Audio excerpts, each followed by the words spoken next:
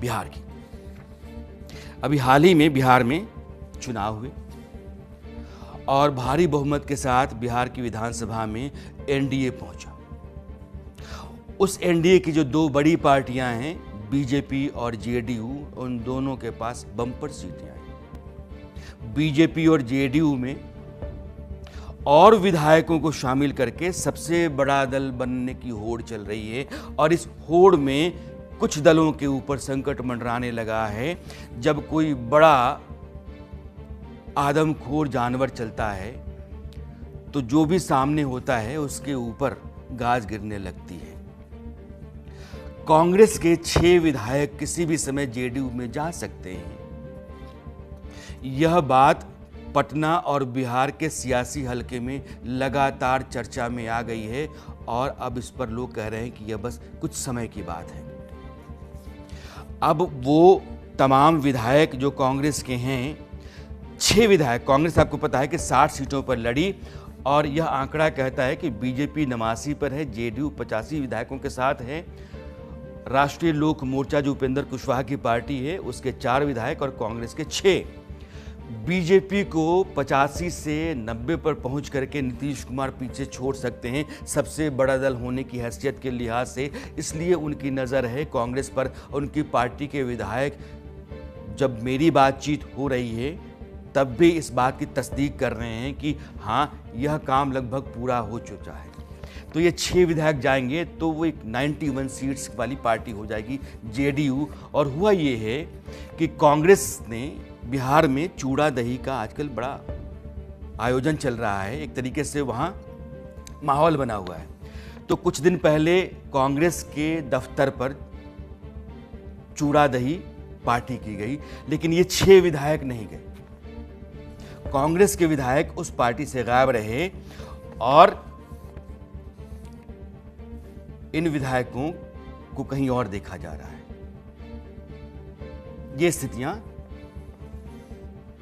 बन रही हैं कि और आरएलएम अब चूंकि जेडीयू कांग्रेस पर आंखें गड़ाए हुए है, बीजेपी जेडीयू को, नीतीश कुमार को पीछा छोड़ने के लिए आरएलएम जो उसका अपना सहयोगी दल उपेंद्र कुशवाहा की पार्टी है, उसके 3 विधायक, एक तो उनकी पत्नी खुद हैं तो वो तो नहीं जाएंगी, लेकिन 3 विधायक नाराज हैं इस बात से कि दीपक जो उनके बेटे हैं, वो न विधायक थे ना वो एमएलसी थे, उनको उन्होंने मंत्री बना दिया। इस बार कई तरह के आयोजनों में जो लिट्टी पार्टी थी उपेंद्र कुशवाहा की, उसमें भी तीनों नहीं गए और तीनों उस समय नितिन नवीन से मिलने के लिए दिल्ली आ गए। और नितिन नवीन की आज की जो चूड़ा दही पार्टी पटना में थी, उसमें उनमें से 2 थे। उपेंद्र कुशवाहा।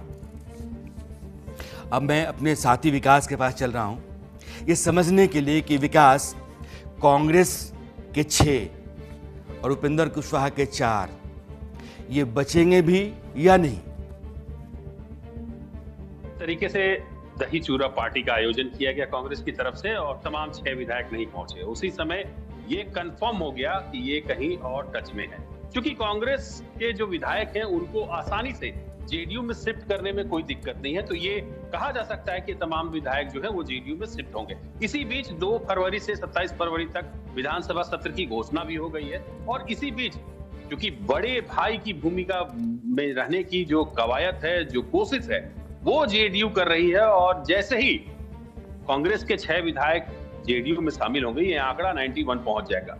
तो बड़े भाई की भूमिका में आने के लिए जेडीयू जो है वो प्रयास कर रही है। और साथ ही साथ आरएलएम की बात करें, अगर उपेंद्र कुशवाहा की पार्टी की बात करें, तो उनके विधायक जो है उस वक्त से नाराज चल रहे हैं जिस वक्त से दीपक को मिनिस्टर बनाया गया। उनका कहना था कि दीपक किसी पद पर नहीं है, ना वो विधायकी का चुनाव लड़े। बावजूद इसके पारिवारिक जो है मोह है, उसमें जो है उपेंद्र कुशवाहा ने जो है अपने बेटे को मंत्री बना दिया। तो वहां से भी 3 विधायक जो नाराज चल रहे हैं वो बीजेपी के टच में। तो अगर 3 ये ले लें, 89 बीजेपी का ले लें, तो 92 ये हो जाएंगे। और उसके बाद अगर 6 विधायक, 91 और 92 खेल चल रहा है कि नीतीश कुमार के पास 6 चले जाते हैं, 91 हो जाएंगे। बीजेपी अपने ही सहयोगी दल उपेंद्र कुशवाहा की पार्टी आरएलएम के 3 विधायकों को अपने साथ जोड़ देगी तो 92 हो जाएगी। सबसे बड़े दल की लड़ाई, यानी कि बड़का भैया कौन, इसकी लड़ाई बिहार में चल रही है। अगले कुछ दिनों में आपको ऐसी ही खबरें सुनने को मिलेंगी। विकास, बहुत बहुत शुक्रिया आपका। और अब न्यूज मास्टर में अगला चैप्टर। महाराष्ट्र बीएमसी। महाराष्ट्र के नगर निगम चुनाव में बीजेपी गठबंधन, जिसको आप महायुति कहते हैं, उसकी जबरदस्त जीत हुई है। जो पूरे महाराष्ट्र में 29 नगर निगम हैं, उनमें से 23 पर बीजेपी अगुवाई वाला गठबंधन बढ़त बनाए हुए है और बीएमसी, जिस पर पिछले 2 दशक से ज़्यादा समय से शिवसेना का कब्जा था, जो बाला साहब ठाकरे के खानदान वाला शिवसेना उद्धव ठाकरे वाला है, उसको बीजेपी ने परे कर दिया है। और अब महायुति यानी कि शिवसेना एकनाथ शिंदे के साथ बीजेपी ने अब बीएमसी पर बैठने की तैयारी कर ली है। जश्न है, जलवा है, ढोल है, नगाड़े हैं और अमित शाह ने बाकायदा ट्वीट करके महाराष्ट्र के सभी लोगों का धन्यवाद किया है, लेकिन पार्टी के कार्यकर्ताओं और नेताओं को भी उन्होंने अपनी तरफ से बधाइयाँ दी हैं। अब अरविंद जी मेरे साथ हैं। नागपुर, पुणे, ठाणे, नवी मुंबई, पिंपरी चिंचवाड़, नासिक, इन सब जगहों पर बीजेपी की अगुवाई वाला गठबंधन जीता है।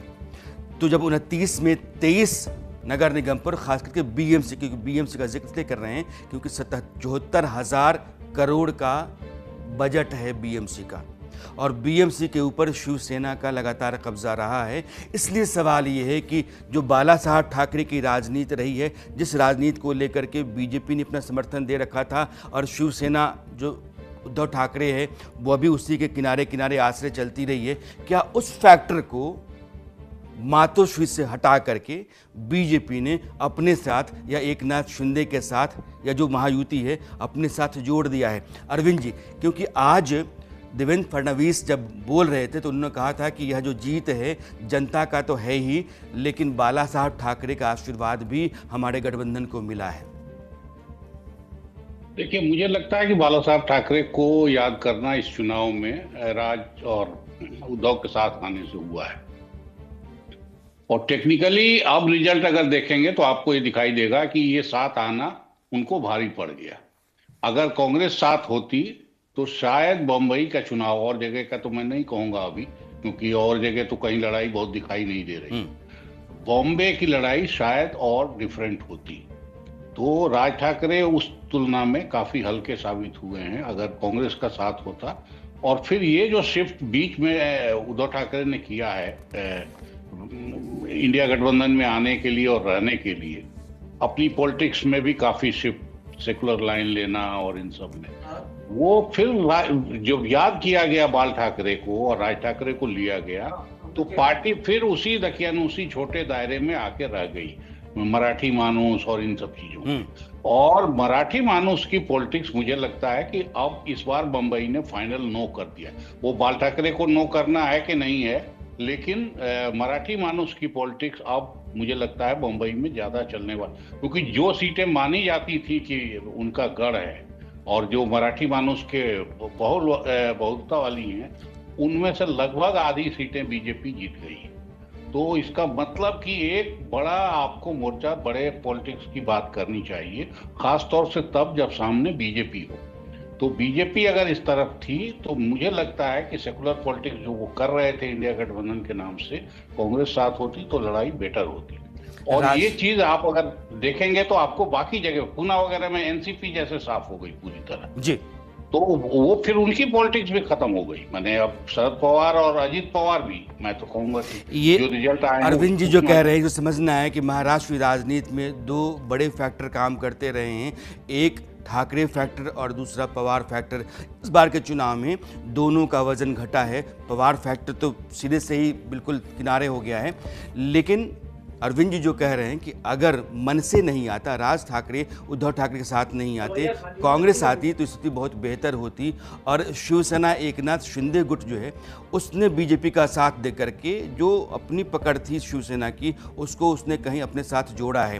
तो शिवसेना के भीतर की टूट और कांग्रेस का साथ नहीं आना, राज ठाकरे के साथ उद्धव ठाकरे का जाना, यह उद्धव ठाकरे के लिए नुकसान का सौदा है। लेकिन राजनीति में जब नतीजे आते हैं और उन नतीजों से कहीं कोई एक नैरेटिव तैयार होता है, तो वो नैरेटिव ये है कि बाला साहब ठाकरे की विरासत मातोश्री से निकल रही है और वो शायद बीजेपी और एकनाथ शिंदे के साथ जा रही है और शरद पवार के लिए अब महाराष्ट्र में अपनी वो पुरानी जगह बना पाना शायद आसान नहीं होगा। अरविंद जी, बहुत बहुत शुक्रिया आपका जुड़ने के लिए। और अब एक ऐसा सवाल